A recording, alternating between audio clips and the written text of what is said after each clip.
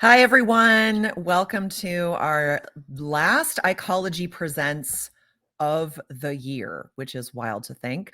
I'm Kristen Hancock. My pronouns are she and her. I am extra excited to do this Ecology Presents because fundraising and philanthropy has was actually how my career started. My very first full-time big girl job out of college was at Ronald McDonald House, and it fostered a love of fundraising and all things philanthropy. I will also say it taught me that I don't want to be a professional fundraiser for a living. So that's where I ended up in internal comms. So welcome everyone. Thank you for being here. I'm going to bring our panelists on the screen because they're all amazing, awesome philanthropy people. Hello to Ed, to Becky, to Jeremy. Hi, everyone. We've got a decent little geographic circle here covered. I'm in Indianapolis. Becky, you're in North Carolina. That's right. And Ed, you're in California. That's right, Bay Area. And Jeremy's in the great city of Columbus, Ohio. So it doesn't get much better than that. Would love to know where people are joining us from. That's always the most interesting part of the beginning here, is finding out where everyone's joining us from. So actually, let's do where you're from. And I would also love to know everyone's favorite charity. So when you pop it into the comments, let us know what your favorite charity is, where you're joining us from. It is not lost on any of us that tomorrow is Giving Tuesday. So of course we know today is Cyber Monday. Did any of you get any decent Cyber Monday deals? Not yet, but today's young. Well, since Black Friday and Cyber Monday pretty much starts like the Wednesday before Thanksgiving, my wife talked me into a Pac-Man cocktail table, which we totally got buyer's remorse afterwards, and we've tried to return it, but we can't. So that's probably the biggest thing we splurged on. I wonder why you got buyer's remorse after buying a Pac-Man. We have no place to put it. I don't know where it's going to go. I see some space right behind you. It looks like you've got just a little bit of room. There you go. A little cocktail table with Pac-Man. That's amazing and ridiculous. That's almost like a what do they call, white elephant gift or something, where you find something totally ridiculous to give to someone. That's really funny.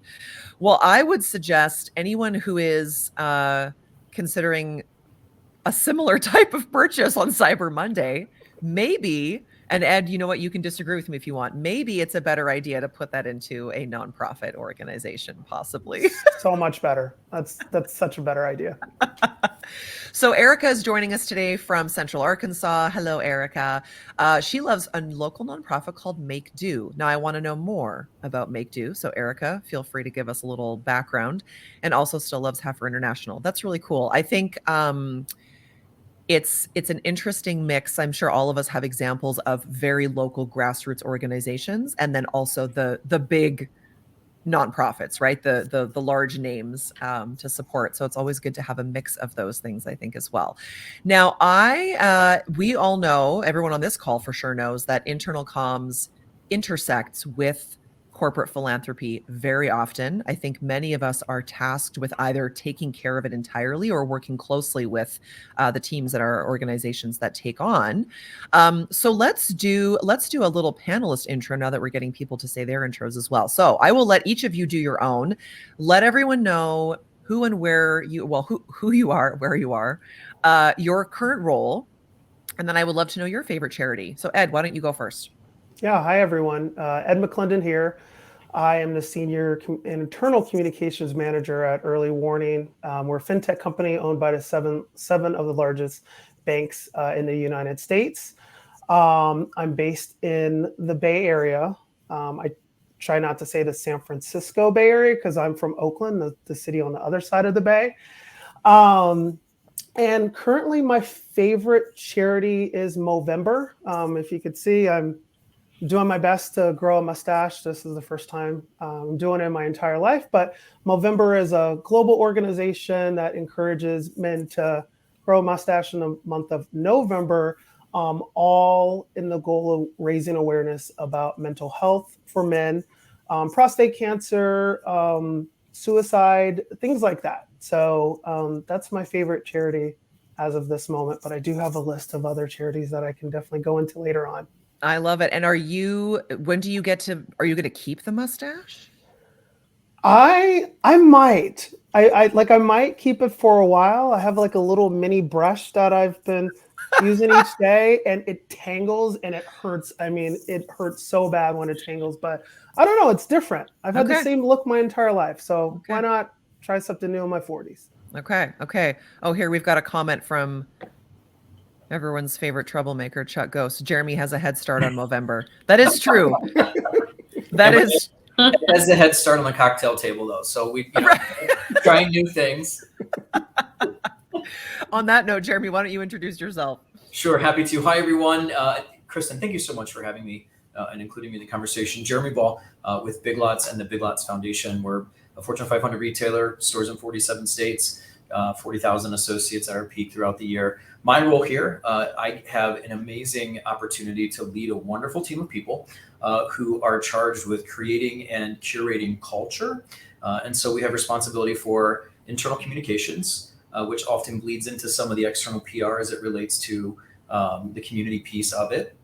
We have the foundation, all of philanthropy, which includes the Big Lots Foundation, all of our investments across the country, all the associates that are empowered to give, but also what we do in store for causes and raising awareness and money from the customer as well.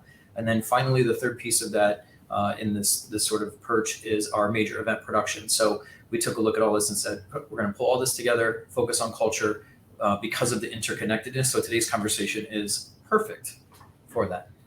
Raise your hand if you're a billionaire. Big deal. Yeah, our campaign. By the way, my favorite charity is one called On Our Sleeves. Okay. OnOurSleeves.org. You can find it there. Really, our company's primary or most significant focus is helping children with mental health illnesses. And so we know that the sooner that children can have intervention for mental health challenges or maladies, the better off their life will be. There's so much research that backs that, but I'll just wrap it up and say On Our Sleeves is the idea that kids don't wear their emotions on their sleeves. So we need to start the conversation around mental health and having those positive, constructive conversations so that we learn to deal with mental health in a very constructive and positive way.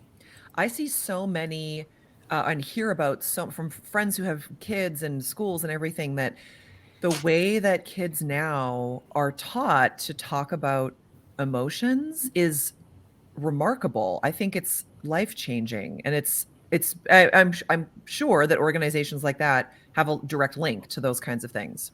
Absolutely. Yeah. So that's really and cool. It's a different day. I mean, when I was a kid, my family did, but beyond that, our society, we're taught to not talk about emotions or difficult things, Absolutely. but to suppress those. But this is the much more productive way to do that. So, well, we're all going to talk about our feelings today. I love it. It's my favorite kind of conversation.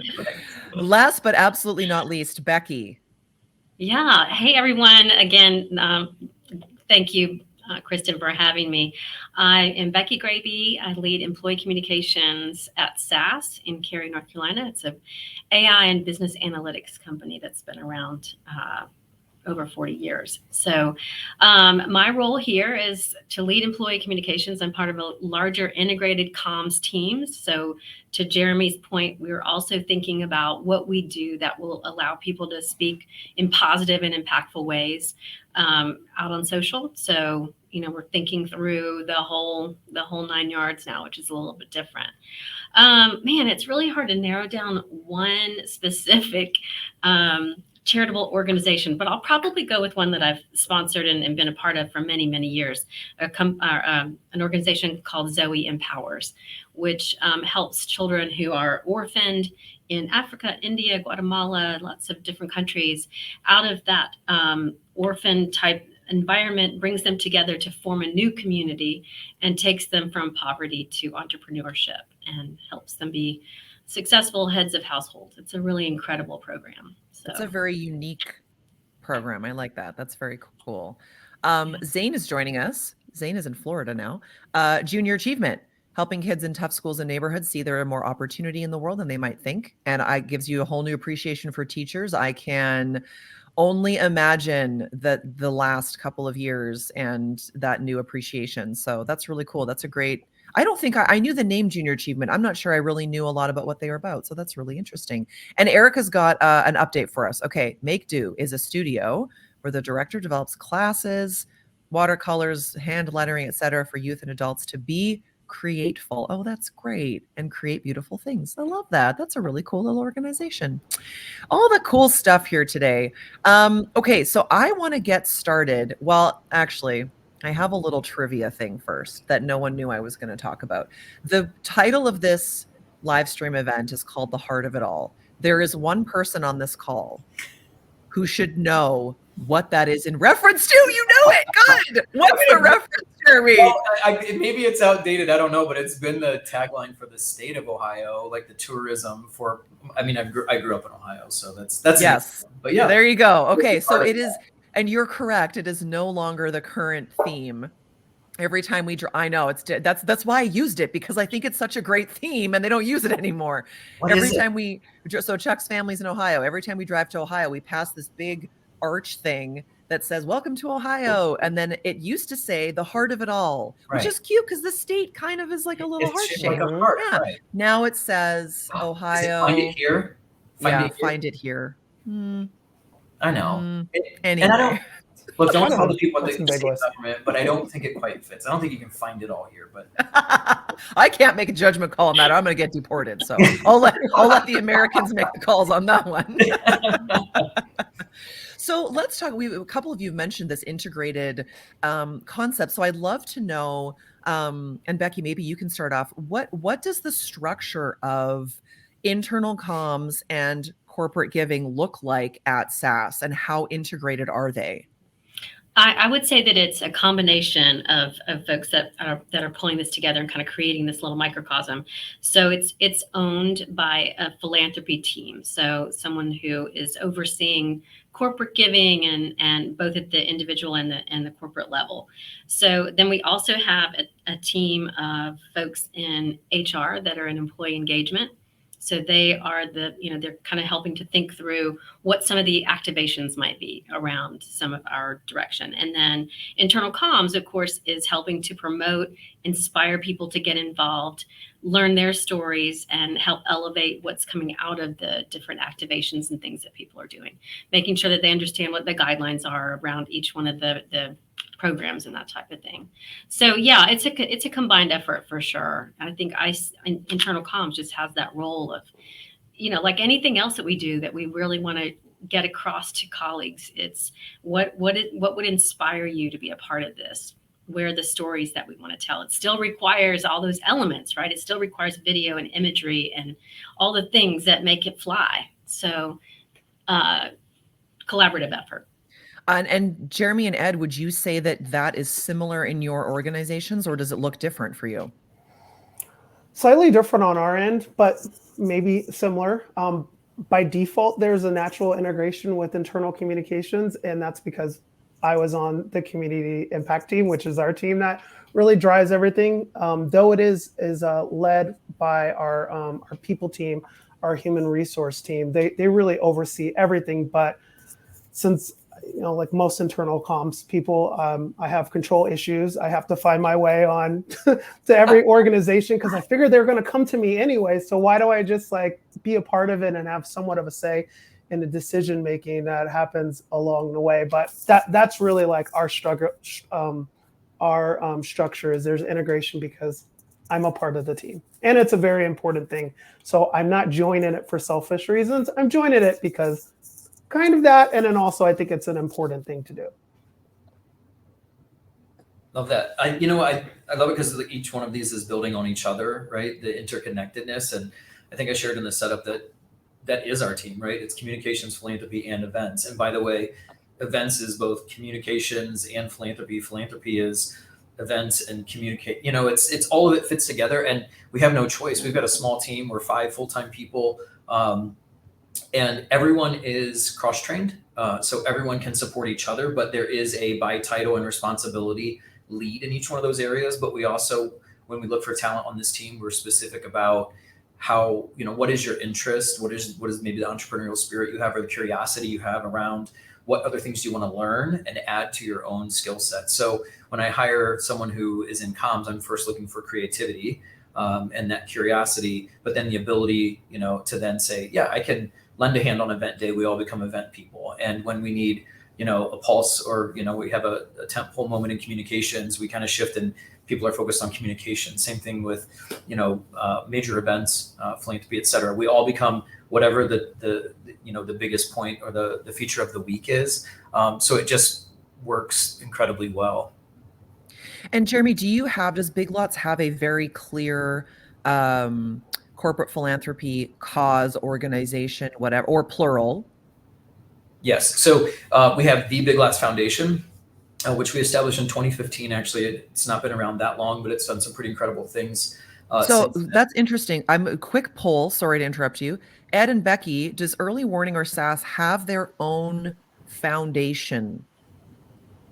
We do not know. Okay, I just think that's a really unique element that you mentioned. Sorry, Jeremy, to interrupt you. I just wanted to jump in. No, that's okay. And it's very common that companies give from the company, like the corporation. Plenty of others also give from the corporation and have a foundation or some combination of that. So all of those, by the way, in whatever way you do it, doing good is the right thing. So it makes sense. Our focus is four impact areas: is healthcare, fighting hunger, housing, and supporting education. So that is the focus done within the greater umbrella of the foundation. Yeah. And Ed, Ed and Becky, I'll go to both of you just to find out too. Do you have very clear corporate causes that you support?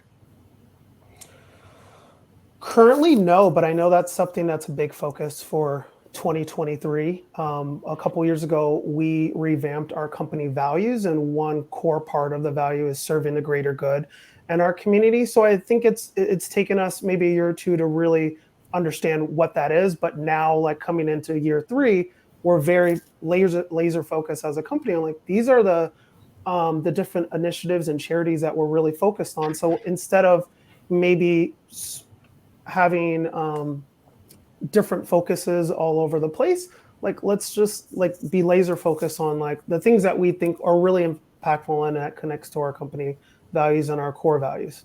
Mm-hmm.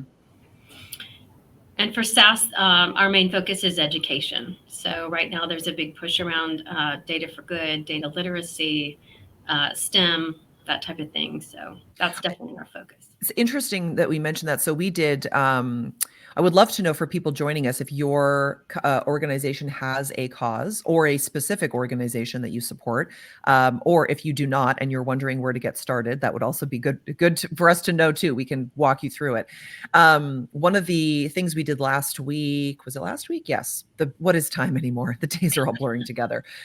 We had a session inside Ecology called Beyond Internal Comms. We try and do it once a month where we bring in an expert from an outside area. And this month we had a fundraising expert on. And one of the things he mentioned was how important it is for companies to have a cause, maybe more so than a specific organization. Not that you can't have both, but that especially the larger the company, if you have a global company, having a cause then allows different regions potentially to select a local charity or something that fits more than it might at another area. So for example, if your company if the headquarters is US centered, but you've got stores or employees or manufacturing plants, whatever in Europe, the same charitable organizations may not even exist over there. And the causes might be different as well. So I don't know if any of you have found a challenge in trying to make something work for everyone in such large organizations, or is it pretty easy to get people on board with the cause?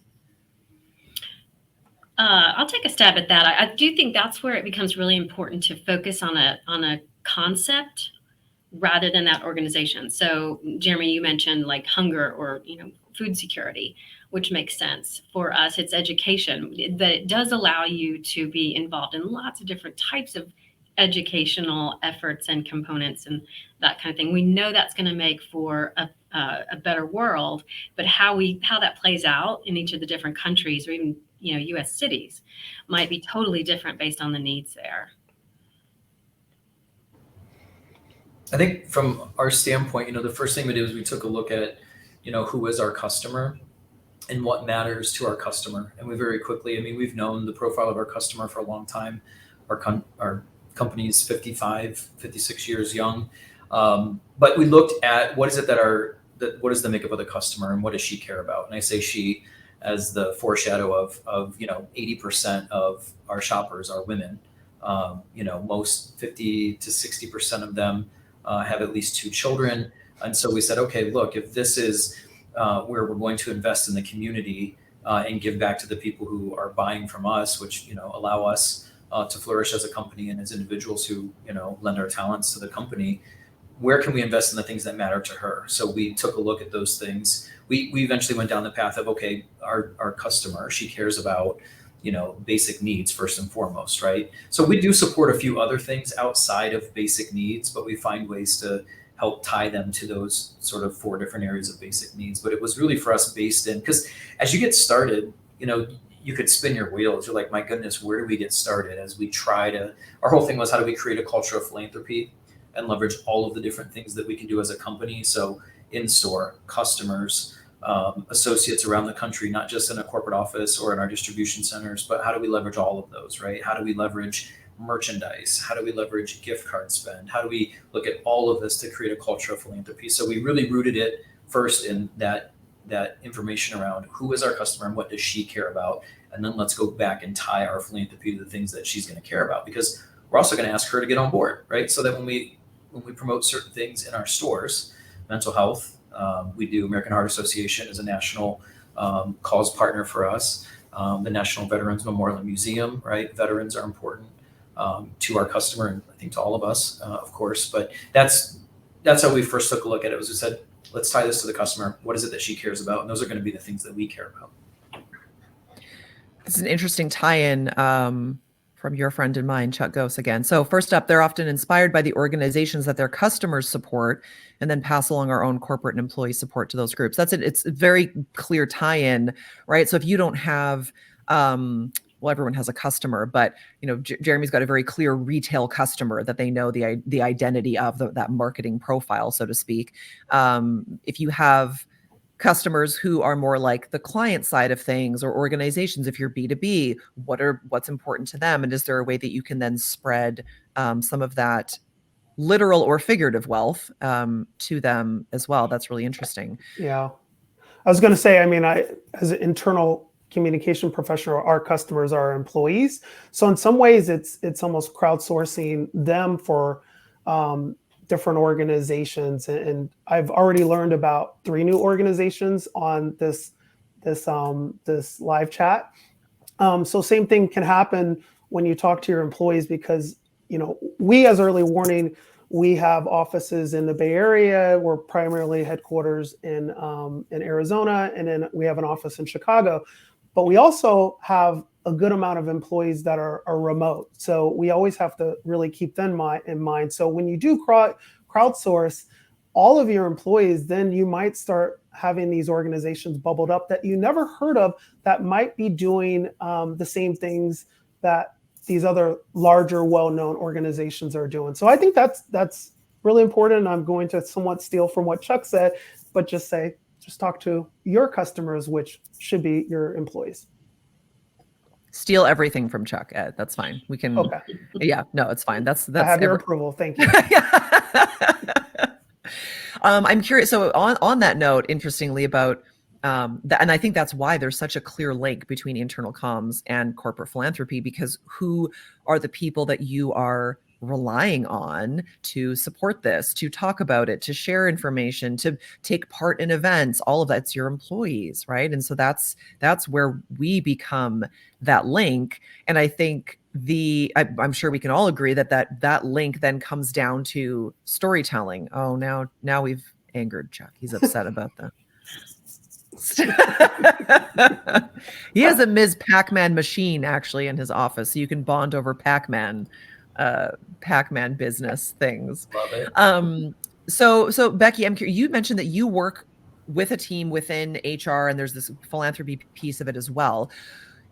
Is there a challenge to figure out whose role is what, and also who takes on the storytelling part? Yeah, it definitely can. And then you throw, the social team in, they're doing their job in capturing things. And so, yeah, sometimes we learn from one another. I guess, it kind of comes down to the idea that there can't be too many stories about this, in my opinion. So if there's something great on social that we want to drag in house and put on, on internal channels, we can do it, and vice versa, pull from social. But I think, the other thing that I wanted to add to what Ed was talking about too, and learning from your employees and getting those beautiful stories that come from being a part of something. I think one of the things that we've learned is that even though you have a corporate cause, this umbrella cause and concept, there's still some magic that happens when people volunteer for something that's really important to them personally.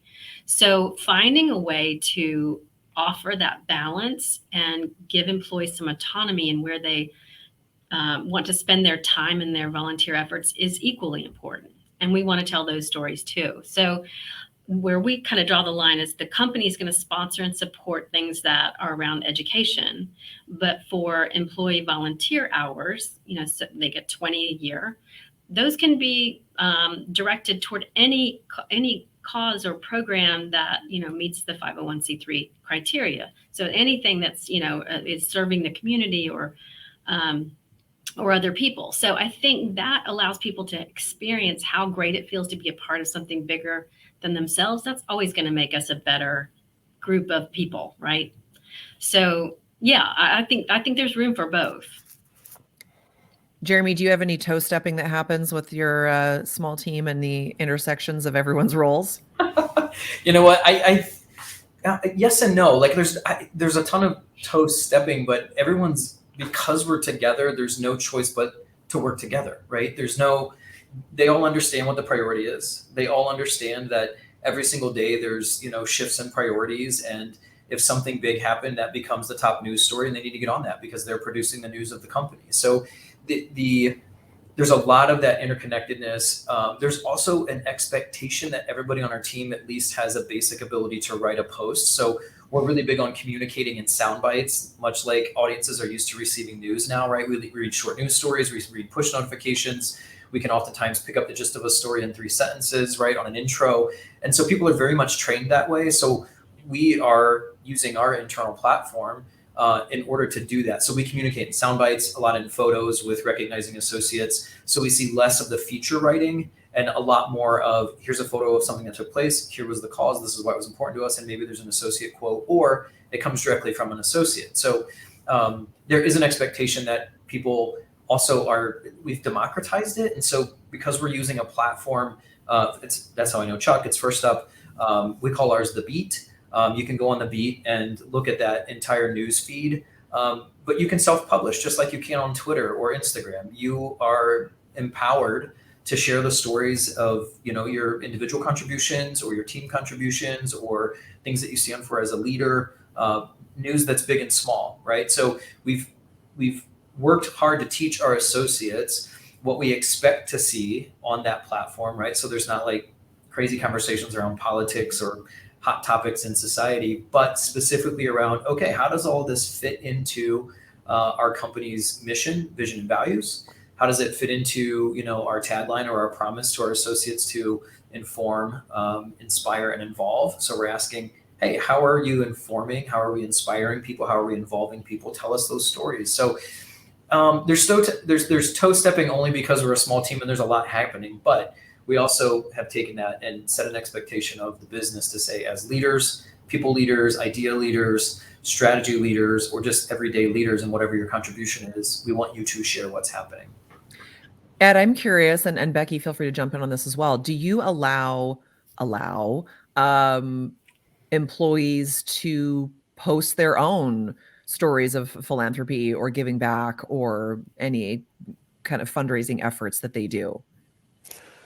Yeah, I think right now we're trying to get our infrastructure set up very similar to what Jeremy mentioned at Big Lots, to have a forum where people are enabled. But a lot of times this is where myself as an internal communications person or our social media team, and as well as other people on our community impact team, we try to have frequent conversations with individuals. Usually we know when these organized activities are happening. So we try to have conversations with people like, hey, you're going, do you have a great story? Do you want to tell your story? Because sometimes people don't. They want to keep it personal, but for the most part, people will want to. So then that's kind of when we step in, we enable them, we work with them, we determine what's the best format to share it. Their story, even though pictures speaks 1,000 words, I just completely butchered that. So at the end of the day, usually it doesn't need to be really long. It can be short and sweet with the image just to go along with it. And that's all you need to do, because really at the end of the day, our efforts are really meant to just inspire people to go out and do good on their own, and just cause that domino effect, which hopefully will happen tomorrow on Giving Tuesday. Tuesdays in more than many ways of just donating, just doing something nice for people out in the community. Yep. And I will say Carrie Ann here is backing this up. Love to hear about employee empowerment on social media. That's an entire other live stream event, Carrie Ann, but you are absolutely right. We could talk about that for another hour. What a great way that is for employees to help build your brand and tell the story and all of those kinds of wonderful things. Okay, we have a question here, and it's a very large question. First, I'm going to give a little example here. Zahid's joining us. Zahid is my fellow Canadian. Hello, Zahid. How are you? Previous company, we had a holiday promotion where employees could nominate their preferred local charities or organizations for a 12 Days of Giving campaign. That's a cool way of like crowdsourcing. Yeah, I like that idea. Stealing it, Zahid. We're all stealing all the ideas today. I love it. Stealing from Chuck, stealing from Zahid. Yeah. Company held a draw, gave incremental sums to select charities. That's really cool. And then internally they recognize the charity and the employee that nominated the charity. That's a great idea. And then people get that little feel good, like their charity was picked. That's really cool. Okay, here's the massive loaded question. Zane, we do not have a formal volunteer or nonprofit support program. Any thoughts on how and where to get started? So if we could just do the Staples easy button and just, who has a one-line answer to solve that problem? No, I'm just kidding. So who's got a first thought about, we have nothing and we don't know where to start? Because I guarantee you Zane's not the only one who has this question. Yeah. If you don't mind, I'll start first. So go for it. We were in this exact same position at Big Lots. I've been with the company almost 16 years. When I started, part of their impetus to hire me was about building out philanthropy and how do we create this culture of philanthropy. So we were kind of at zero. I'm not going to say the company wasn't doing anything, but they were doing next to nothing, to be fair, both in dollars, volunteer hours, et cetera. The way we got started before they ever gave a budget for any team, any type of production, any type of supplies, was to just find people in this business who were champions for something that they cared about and then supported the hell out of them. So we would find someone who said, you know what, I love preparing meals at one of the shelters that takes care of families that are living on the land or currently without a home. And so we said, great, how do we help you be a champion and own that particular cause and then get more people to follow you? Because if we can take your passion to lead people, then what will happen is you're going to start to share that feedback internally. You're going to be excited about it. You're going to own this. You're going to probably make it a recurring thing. And then once that energy starts to take off, then other people will pay attention and be like, we need more of this. People are saying this is great.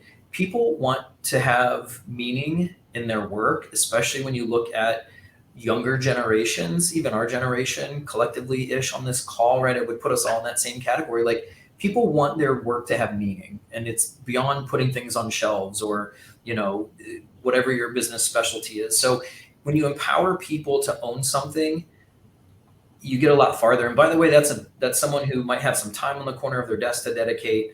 They're going to own this. They're going to be accountable for the success. Nothing's more powerful than when someone says to me, will you join me because I care about this? So we took that approach and just said, look, I have no money. I have no team. We're starting to build a strategy, but what I need first is just the people to go out and do more volunteerism and prove that this is the right path. And once we got that started, then it started to take off. And then people started saying, we need to do more of this. We need to be giving more to these organizations. What do you need from us? That opened a door for us. My next step was find the champions with chief in their title or some sort of senior in their title. Find those one or two champions who are crazy about some cause and just doing philanthropy. And when they show up, that's to a volunteer event or to help you present something or speak, it's a powerful moment because that is peer-to-peer for the people who are making those decisions, right? So first find the champion locally, just do some of the work. And then when they come back, have them talk about it, share that information, get excited.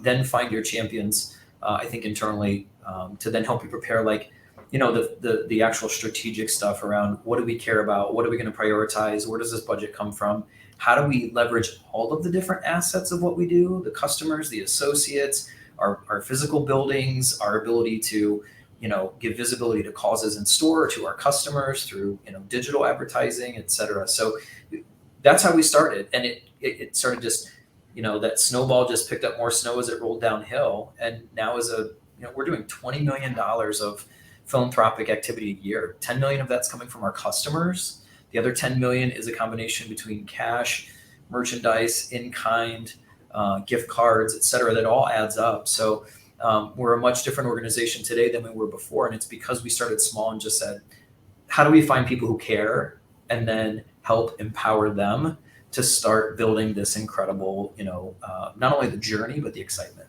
If retail organizations in 2022 can do many, many, many, many millions of dollars in charity work, all of you can, not this call, I'm saying all of us can also commit to that. I want to highlight one point, and then I want to hear from Ed and Becky about where to get started. When you mentioned, having the C-suite people or the senior people involved in philanthropic efforts, I'm imagining, okay, let's say you're doing a Habitat for Humanity build or something like that. These events and these fundraising and philanthropy efforts are very unique and rare opportunities for seniority levels to be flattened.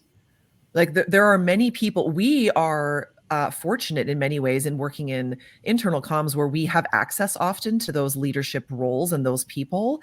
Most people at large companies do not. So how cool would it be to be, slinging a hammer beside the CEO? Like that's a really cool opportunity for a lot of people. And I think that's maybe an overlooked part of the philanthropy efforts. And now I've side railed, but anyway, Ed and Becky, do you have some tips for Zane about or other people as well, about getting started when you're starting at ground zero? Yeah, I can jump in if that's okay, Becky. I think Jeremy really hit on it. He mentioned partnering with C-suite individuals, but first off, just partnership. So it would be ideal to connect or become really good friends, if you haven't done so already, with your chief people officer, chief human resource officer. I know a lot of individuals in internal comms might already funnel into that person, but partnering with them where you now have an advocate. Another great pool of people to partner with, if you don't have like a formal volunteer program where, like Becky, they have volunteer hours allocated each month. We do too at Early Warning. If you don't have that in place, you can simply work with your leaders, your managers, your people leaders to say like, hey, instead of doing a sit down meeting where everyone comes in virtually or in person and you're going to talk about business, why don't you just take a break on that for one day? And why don't you go to like a food bank?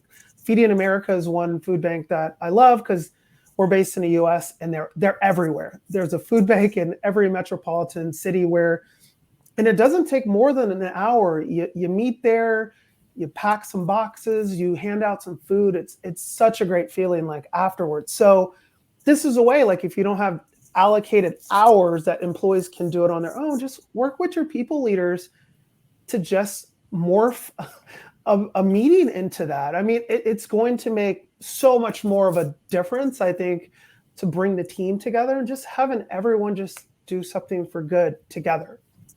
That's a phenomenal idea. I think that should be the task and challenge for everyone who is on this call and joining us is to make a point of taking a standing meeting and doing something philanthropic with it, doing something to give back. That's a fantastic idea. Or if you've got like team building activities, incorporate something more meaningful into that team building activity. That's a great way to test the waters and start out with things.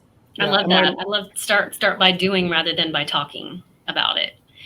But a couple other ideas that I would add to what these guys suggested, which I think are great, is first of all, I think this can be something that is employee led as a beginning initiative to bring that to leadership rather than having it come down from leadership. I think it just has a totally different feel. So if you can get a focus group together of people who express interest or are already very active, to say, look, we don't have a formal volunteer program, but we recognize the importance of one. What would it need to include for it to feel valuable and inspiring to you? Would that be so many hours per year that you're allowed time off? Would that be something built around teams getting involved? Would that be some sort of matching, gift type of program, or whatever that might be? So I think helping pull employees together to get their thoughts around that initially, and then take your pitch to those senior leaders like you're talking about. But I think part of that conversation also has to revolve around, where is that intersection between what the community needs, or the world in which you serve, whatever that is. Could be globally, it could just be, start at headquarters or something of that nature, but find out where that intersection is between need and what your company can provide and what your company needs to get out of this. I mean, this can't just be just for fun. This needs to be, how are we going to grow from this as a company? What do we want? What can we give back? What can we put on the table? In our case, we can put free software in the hands of people who are attempting to learn analytics and pull themselves up. That's something we have to offer. But thinking about what your company has that's unique to offer, I think is a big piece of it, in taking that pitch to leadership to say, here's a great match. Here's that great intersection. And that's a great point as well, given the economic state of the world at this point, that there might be sensitivity to cash, right, and donations, but there are always things in your organization that you can give that are not cash, right? That are either intangible or very tangible, but not. So it was a silly example, but a lot of nonprofit organizations would love to have use of boardrooms and office space. A lot of nonprofits would love to have event space. Maybe your company headquarters has physical space that for, a one-time thing, or that, maybe their board meetings can be in your office. Those kinds of things make a big, big impact, and don't require cash. Jeremy, I'm gonna put you on the spot, and if you can't talk about it, you just tell me you can't talk about it, and we'll pretend I never said anything. You did a philanthropic donation that involved product recently that you and I talked about. Can you give that as an example? Is that allowed? Yeah, we can absolutely talk about it. Okay. Our team has put some things out on LinkedIn. I always am like, I'm a little bit old school in the way that I want this story to first be shared internally. But people are so excited about this stuff that they want to share it on social media. I've seen it on Instagram, I've seen it on Facebook, and I also see it on LinkedIn. We work with Make-A-Wish, and I would say we grant 1 or 2 Make-A-Wish wishes a year. And it's oftentimes a room makeover or a backyard makeover or something where a kid wants a certain experience. And in this case, there was a young girl who's just dynamite, super smart, just a loving young girl. She's got a very rare genetic disorder that will leave her without sight in a couple of years. And so she wanted her basement to be made over into a princess castle, complete with, a slide that goes down and drops into a ball pit, a bunch of dresses for a princess, all the types of, costume, jewelry, accessories, but also other things that, she could interact with. And I'm trying to think of the activity board they use, but it helps with sensory awareness and sensory activation, so that as she continues to lose her eyesight, or maybe when it's gone, she's got other things that help her to begin to transition into what that will look like for her and how she navigates with different abilities going forward. So an incredible opportunity. I mean, that request came in, and anytime we get a request for furniture for some project or something, there's an entire team of people who jump at the chance to do this. So our marketing team happened to jump at this one and said, 80% of the stuff that's in that room is going to be, merchandise that we offer to our customers with everyday fantastic values.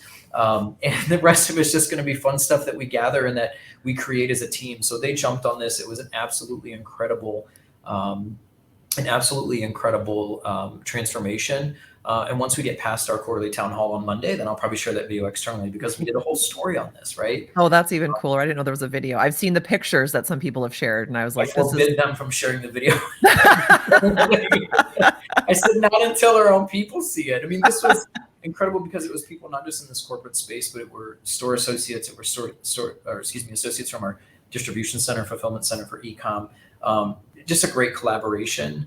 The challenge I gave to my team was, it's cool that we're doing this, but how are we telling the story? This is one of those bigger feel-good feature stories. So this one was about, doing the interviews and following the story and the production and, how did we put our skill sets and our knowledge as a business to use in making the story come to life. And I think when you get to know the organizations that you're supporting, this was one of the other tips that came from our call last week with our fundraising expert friend. That was one of his strong suggestions, was really get to know the cause, but also the specific organization and what they need, because there are some organizations who are like, we really need cash. Like, that is our number one thing. Sure. We need money. There are other organizations, like I said, who are like, actually, we would really love space, or we would really love backpacks, or we would, whatever that is. I volunteer at our city shelter or animal shelter, and people love to donate like stuffed toys and sweaters for dogs, which are adorable. But what we really need is like dog food and peanut butter and spray cheese. You know what I mean? There's the feel good things that people like to donate. And then there's also like, oh, if they had asked us, we could have been like, do a peanut butter drive. We would love that. That would be amazing. Well, and I think you highlight a great point that I often try to drive home to our leaders and to our own associates, that philanthropy is not just about the feel good. For us, there's the educational component of, yes, there's the heartstrings, but how do you connect people to understanding and identifying community needs? It's not just because we want to feel good. Generosity is like should be a natural extension of who you are as a person, if that's something you value. But it's also about exposing people to things that maybe they're afraid of, or exposing people to things that they've never had a chance to learn about, or maybe, in life they've never had to be exposed because they didn't grow up around fill in the blank, whatever might be in that blank. So I think that's where, if you want to connect to the communications piece on this, the power is in communicators or those that we tap to help us with comms, is to find those stories, right? So if Becky is a colleague of mine, or Ed is at that event and they're working alongside me, I'm just going to pick up a conversation and be like, Ed, why did you decide to sign up? Right? Then Ed starts a conversation with me. Then I say, Ed, well, what does this mean to you? And Ed says, oh my gosh, well, I have kids. And you know what, if this were my kid, and or, hey, Becky says, gosh, I've never volunteered with this organization. I was kind of curious. And then I started asking her, well, why do you care about volunteering? Suddenly I have a story, and then I'll ask her later, hey, you just shared some great stuff with me. I would love to just share that on a really quick post, because to me, the story is not that we're doing the activity. The story is in why do people care and what impact are we having? So I like to find those Beckys and those Eds and those Zahids and the Zanes, and sometimes even the Chuck Doses of the world. Sometimes. And find out, what is it that they care about? Why is it meaningful to them? That's the story I'm going to share, because it matters to our associates. And when you highlight, what's in their heart, I feel like that's the really compelling stuff. Yeah. So much more genuine. I mean, and I think that's what we always deal with as internal comms professionals. Like, usually we're speaking on behalf of the executive and the leadership team. But how do you humanize it? And I know we do that with our leaders, our people leaders, to say, hey, like, they're humans, like, beyond their day-to-day job. But same thing like with employees, like, you just connect with it more. And I'm sure, like, I've listened to 5 audiobooks about like how to make stories come to life, and you make that personal connection. Like, it just triggers something in people's brain that it just resonates more, and it's not just something that they gloss over. They'll remember it, and hopefully it will inspire them to do the same thing, or just untap something that they've been wanting to do for so long, but time and life gets in the way, that they're like, oh, we'll do it later. No, do it now. Make good today, and make a difference in someone else's life, like right now. And to that point of telling the story in new and creative ways, sometimes that even happens well before the event. So I'll share one example that we did this year because we support education and back to school time. That's always the time when people want to do back to school supply drives. So we put our interns on finding out from Wake County teachers, which is where our headquarters is located, Wake County teachers, what they really needed. What are the top 5 school supplies that they really need versus what people want to buy for them? So they did all this analysis ahead of time. They set up their own code and everything to run this analysis in this program. And they came out with the top 5 things that Wake County teachers really need. So we built up the anticipation to the supply drive by doing what we feel like we do well, and it made the bins that we gathered around campus or the things that we set up a wish list for on Amazon to say, these are the 5 things that we're looking for so that we can serve our teachers best. So it was fun. I mean, it was tied into like a way that we could tell it and do a school supply drive in our way. I love the developing code for us. Like, that's such a SaaS thing to do. Like, oh, by the way, we're also just going to write the back end code for this entire program to get the information for exactly. it. And it was fun because it was our interns too. So it like gave them something to come together on around this. So that was a cool aspect of it too.